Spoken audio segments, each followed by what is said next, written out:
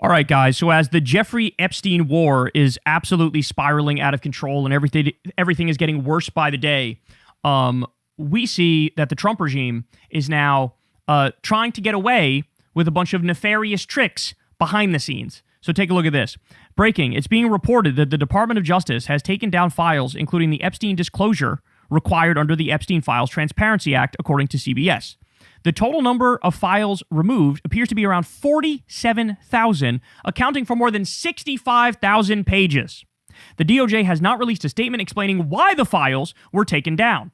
CBS reported Deputy Attorney General Todd Blanche said the department reviewed 6 million total pages, meaning that it initially released what it initially released constitutes less than half of the total. So they've always been violating the Epstein Transparency Act. They never met the deadlines. They never released the things unredacted that they were supposed to. They also illegally kept the names of the victims not redacted. So they fucked this up 1,000 ways to Sunday. They said they released them all. They only released like 50%.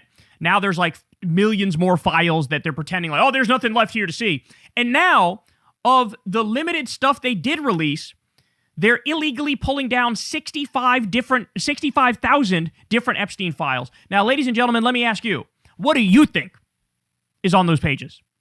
Because I certainly have an answer, because we've seen this before.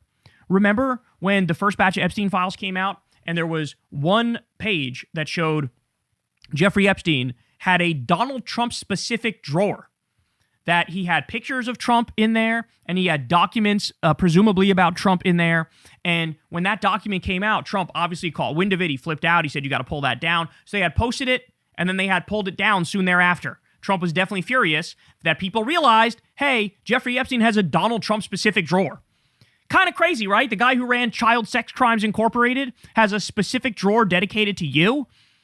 Huh. Kind of wild, huh? So that's one example of stuff that was taken down. Another example of stuff that was never released is the Katie Johnson interview.